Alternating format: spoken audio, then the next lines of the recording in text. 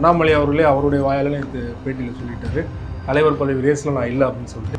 அண்ணாமலை உள்ள வந்த பிறகு தமிழ்நாட்டின் அரசியல் எப்படி தாக்கம் ஏற்பட்டிருக்கு, மாற்றம் ஏற்பட்டிருக்குன்னா அது வரைக்கும் அரசியல் ஒரு நாகரீகம் இருந்துச்சு. அந்த நாகரீகத்தை எல்லாம் சுக்குநூறாக உடைச்சது அண்ணாமலை தான். அவருக்கு நான் அது வந்து ஒரு நம்ம வந்து அதை நான் ஸ்டைல் நினைச்சேன். ரகடா இருந்தால் தான் நம்மளை வந்து பார்ப்பாங்க, வெளியில் தெரியுங்கிற மாதிரி அவர் ஸ்டைலாக பேசிட்டாரு. பத்திரிகையாளரை அவதூறாக பேசுறது. கருப்பு முருகானந்தமோ ஏபி முருகானந்தம் இருக்காரு. இந்த லிஸ்ட்லாம் இருக்கு. ஆனால் என்ன இப்போ வரக்கூடிய தேவைன்னா ஜோகோவுடைய ஸ்ரீதர் வேம்பனுடைய ஆஸ்தான சீடர் ஒருத்தர் இருக்காரு, சிஷ்யர் ஒருத்தர் இருக்காரு. அவர் கட்சியில் ஒரு முக்கிய பொறுப்பில் இருக்காரு. ஒரு தலித் சமூகத்தை சேர்ந்தவர், பெரிய தென்காசி பகுதியை சேர்ந்தவர் நினைக்கிறேன். அவர் தான் வந்து கொண்டு வந்து போட போறாங்க. அவரை தான் ட்ரெயின் பண்ணி வச்சிருக்காங்க. வானதி சீனிவாசனா இருக்கட்டும், பொன் ராதாகிருஷ்ணனா இருக்கட்டும், யாருமே வந்துடக்கூடாதுங்கிறது அண்ணாமலை தான். இல்லாட்டி கூட அந்த இடத்தை தன்னுடைய வேண்டப்பட்ட ஒருத்தர் உட்கார வச்சுட்டு ஹோல்டர் இருக்கணும், தமிழ்நாட்டில் நமக்கு ஹோல்டர் இருக்கணும் அப்படின்னு அவரு அந்த பக்கம் ட்ரை பண்றாரு போல. ஆனா RSS தலைமை செயலர் என்ன நினைக்கிறாங்கன்னா,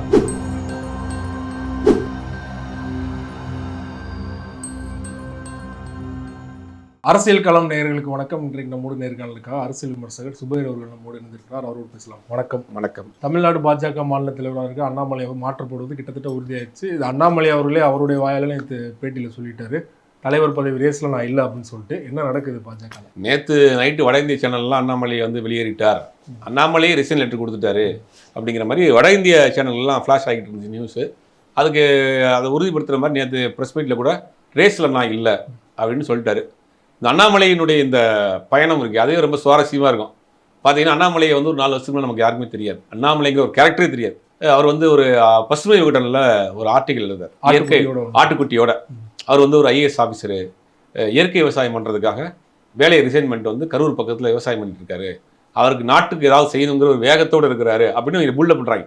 இப்படி தான் உருவாக்குவாங்க பாஜக RSS ஆட்களை உருவாக்குறது இப்படி தான். அப்புறம் கொஞ்ச நாள் கழிச்சு என்ன பண்ணாலும் ஸ்கூலுக்கு போய் இவர் வந்து மோட்டிவேஷனல் ஸ்பீச் கொடுக்குறேன் அப்படின்னு அதை கொடுக்க ஆரம்பிச்சார். அப்போ ரஜினிகாந்த் கட்சி ஆரம்பிக்க போகிறாரு 21. அதுக்கு CM கேண்டிடேட் இவர் தான். ரஜினிகாந்த் CM கிடையாது, ரஜினிகாந்த் கட்சிக்கு அண்ணாமலை தான் CM அப்படின்னு அதை கிளப்பி விட்டாங்க. கடைசியில் பார்த்தா ரஜினிகாந்த் கட்சி ஆரம்பிக்கல. கட்சி ஆரம்பிச்சு வேறு வழி இல்லாமல் நேரடியாகவே பிஜேபிக்கு வந்துட்டார். மாநில துணைத் தலைவராக இருந்தார், அப்புறம் தலைவரானார். மறைமுகமாக வேலை செய்யலாம்னு நினைச்சவர் வந்து வேறு வழி இல்லாமல் நேரடியாகவே களத்தில் இறங்க வேண்டிய சூழ்நிலை ஆகிப்போச்சு. அண்ணாமலை உள்ள வந்த பிறகு தமிழ்நாட்டின் அரசியல் எப்படி தாக்கம் ஏற்பட்டிருக்கு, மாற்றம் ஏற்பட்டிருக்குன்னா அது வரைக்கும் அரசியல் ஒரு நாகரீகம் இருந்துச்சு. அந்த நாகரீகத்தை எல்லாம் சுக்குநூறாக உடைச்சது அண்ணாமலை தான். அவருக்கு நான் அது வந்து ஒரு நம்ம வந்து அதை நான் ஸ்டைல் நினைச்சார். ரகடா இருந்தால் தான் நம்மளை வந்து பார்ப்பாங்க, வெளியில் தெரியுங்கிற மாதிரி ஒரு ஸ்டைலாக பேசிட்டாரு. பத்திரிகையாளரை அவதூறாக பேசுறது, மதிக்காமல் பேசுறது, எதிர்கட்சிகளிலிருந்து ஒருமையில் பேசுறது, அது மாதிரி ரொம்ப ஒரு அடாவடியான ஒரு அரசியல் தான் பண்ணிட்டு இருந்தார். அவருடைய அரசியலுக்கு முடிவுரை எழுதுறதுக்கு இப்போ வந்துச்சு. ஏன் வந்துச்சு அப்படின்னு எல்லாரும் வந்து அதிமுக பிஜேபிக்கு கூட்டணி வரப்போகுது அப்படின்ற மாதிரி நிறைய கதை சொல்லிட்டு இருக்காங்க. அதெல்லாம் உண்மையே கிடையாது. அதிமுக பிஜேபி கூட்டணிங்கிறது அதிமுக பிஜேபியும் ஒரே கட்சி தான். 2016 அந்த கட்சி விலைக்கு வாங்கப்பட்டுச்சு. விலைக்கு வாங்கப்பட்டு இங்கே இருக்கிற ஆட்களை வேலைக்கு போட்டுருக்காங்க, அவ்வளோதான். இப்போ இங்கே பொதுச் செயலாளர் ஒருத்தர் இருக்கிறாரு, வேணா அவங்க மாற்றிக்கிறாங்க. அந்த மாதிரி தான் இருக்குது. இப்போ அதிமுகவில் இருக்கக்கூடியவர்கள் நெருக்கடி கொடுத்தாங்க, அதனால தான் வந்து அண்ணாமலையை மாற்றிட்டாங்க அப்படிங்கிறதெல்லாம் வந்து ஏற்றுக்கொள்ள முடியாத ஒரு விஷயம் தான் அது. அண்ணாமலைக்கு அந்த 3 வருஷங்கிற அந்த பீரியட் முடிஞ்சு போச்சு. இப்போ வேற ஒரு தலைவரை மாற்றணும்.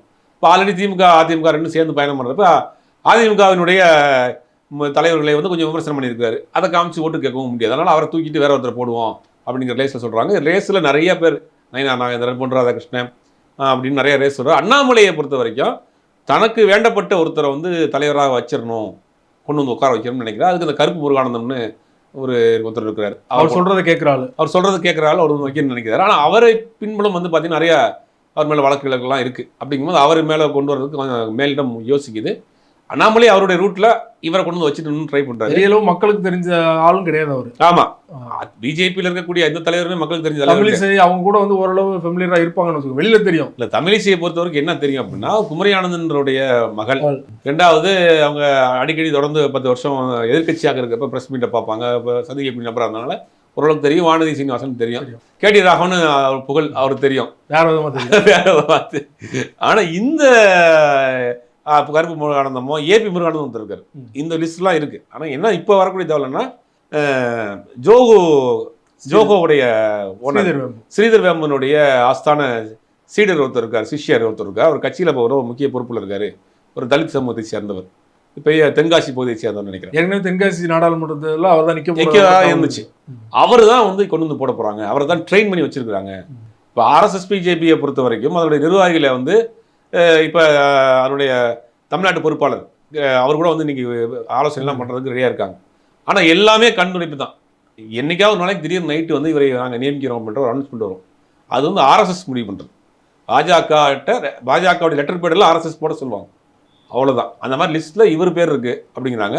பொன் ராதாகிருஷ்ணனை கொண்டு வர்றதுக்கு மேலே தலைமை விரும்புது, ஆனால் அவருக்கு வயசாயிருச்சு அப்படின்னு அண்ணாமலை சில முட்டுக்கட்டி போடுறதாக ஒரு தகவல் சொல்கிறாங்க. ஆனால் அது வானதி சீனிவாசனாக இருக்கட்டும், பொன் ராதாகிருஷ்ணனாக இருக்கட்டும், இது யாருமே வந்துடக்கூடாதுங்கிறது அண்ணாமலை தான் இல்லாட்டி கூட அந்த இடத்தை தன்னுடைய வேண்டப்பட்ட ஒருத்தர் உட்கார வச்சுட்டு ஹோல்டில் இருக்கணும், தமிழ்நாட்டில் நமக்கு ஹோல்டர் இருக்கணும் அப்படின்னு அவர் அந்த பக்கம் ட்ரை பண்ணுறாரு போல. ஆனால் ஆர்எஸ்எஸ் தலைமை செயலர் என்ன நினைக்கிறாங்கன்னா, தன்னுடைய சித்தாந்தத்தை முழுவதுமாக உள்வாங்கக்கூடிய ஒரு நபராக இருக்கணும் அப்படிங்கிறது அங்கே அவரை ட்ரை பண்ணுறாங்க. தமிழ்நாட்டை பொறுத்த வரைக்கும் காங்கிரஸ் கட்சியில் ஒரு தலித் சமூகத்தை சேர்ந்தவர் இருக்கார். அதனால் கவுண்டர் கொடுக்கறதுக்கு ஒருத்தருக்காங்க, அதே கம்யூனிட்டியில் இருந்தாலும் நல்லாயிருக்கும் அப்படின்ற மாதிரி பிளான் பண்ணுறாங்க போல். ஏறக்குறைய அவங்க தான் அப்படிங்கிறாங்க. ஆனால் திடீர்னு யாரை போட போகிறாங்கிறது ஒரு டவுட் தான். அதிமுக கூட்டணிக்காக வந்து அண்ணாமலை அவர்கள் மாற்றப்படல அப்படின்னு சொல்கிறீங்க. ஆனால் பார்த்தீங்கன்னா 3 வருஷம் டேமுங்கிறது வந்து ஏற்கனவே தமிழிசை கூட வந்து எக்ஸ்டெண்ட் பண்ணியிருக்காங்க. ஸோ இவரையும் எக்ஸ்டெண்ட் பண்ணலாம். ஏன்னா மோடி அவர்களே வெளிப்படையாக சொன்னார், அண்ணாமலை தலைவரானதுக்கப்புறம் தான் ஓட் பர்சன்டேஜ் இன்க்ரீஸ் ஆகின்னு சொன்னாங்கன்னா இப்போ ஏதோ ஒரு பிரச்சனையால தானே மாற்றப்படுறாரு. அதான் இந்த ஜெயலலிதா அவர்களே கடுமையாக விமர்சனம் பண்ணிட்டாங்க. அப்படிங்கும்போது இவரை போய் அதிமுக தொண்டர்கள் எப்படி ஏற்றுக்குவாங்க? தலைவர்கள் மத்தியில் பிரச்சனை இல்லை, ஒன்றா கேட்டுக்குருவாங்க.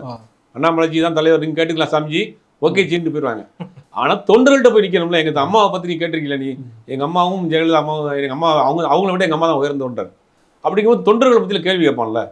எங்கள் அம்மா புரட்சி தலையை பற்றி நீ கேட்ட, நீ எப்படி எங்கள்கிட்ட ஓட்டு கேட்டு வரலாம்னு அவங்க கேட்பான். அப்போ அவங்க காம்ப்ரமைஸ் பண்ணுறதுக்காக வேற ஒரு தலைவர் மாற்றுவோம் அப்படின்னு மாற்றினாலும் கூட இவரை வந்து ஒரு முக்கிய பதவியில் தான் வைக்கப்படுறாங்க.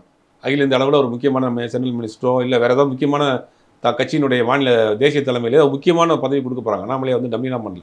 பாஜக தேசிய தலைவர் இடம் வர காலியாக இருக்குது. ஒரு அண்ணாமலை அங்கே போட தேசிய தலைவர் ஆக்கலாம், இளைஞரணி தலைவர் ஆக்கலாம், எது வேணாலும் கொடுக்கலாம், மத்திய அமைச்சர் ஆக்கலாம். ஆனால் மிகப்பெரிய ஒரு பதவி அண்ணாமலைக்கு அகில இந்திய அளவில் காத்துட்டு இருக்கு. அண்ணாமலையை தூக்கி உள்ள குட் புக்கில் தான் இருக்கிறார். பட் ஆனால் போகிறதுக்கு முன்னாடி தனக்கு ஒரு வேண்டப்பட்ட ஒரு இடத்த ஸ்ட்ராங் பண்ணி வச்சுட்டு போகணும்னு நினைக்கிறாரு.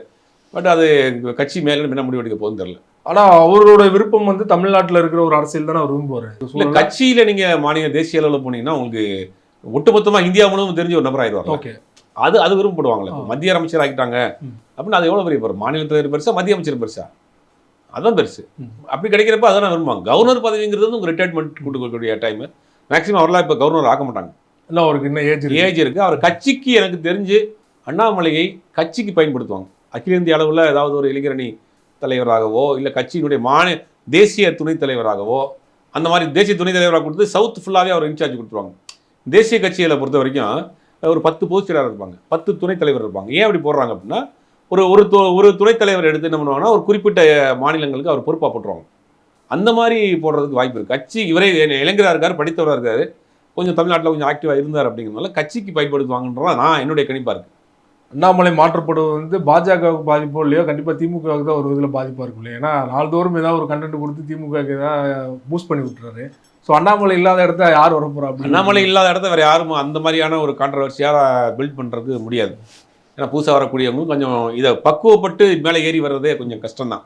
அன்றைக்கி பழந்துன்னு கொட்டப்பட்ட அரசியல்வாதிகளாக இருக்கிறாங்க, ஈஸியாக இது பண்ண முடியாது. அண்ணாமலை எடுத்தோடனே அதை கொஞ்சம் ஃபாஸ்ட்டாக பண்ணிட்டார்.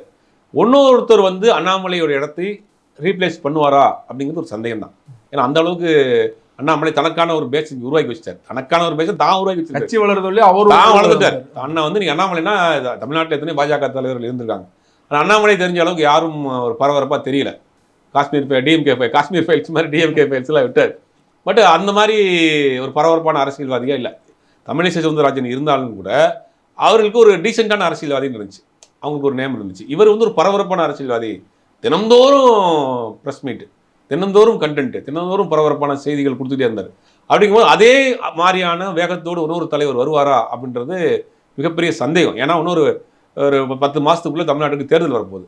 அப்போ அனுபவம் வாய்ந்த ஒரு நபர் தான். ஏன்னா சட்டமன்ற உறுப்பினர்களுடைய தேர்வு இருக்குது, கூட்டணி கட்சியினுடைய பேச்சுவார்த்தை இருக்குது, கட்சி நிர்வாகிகளை அரவணைத்து போகிற விஷயம் இருக்குது.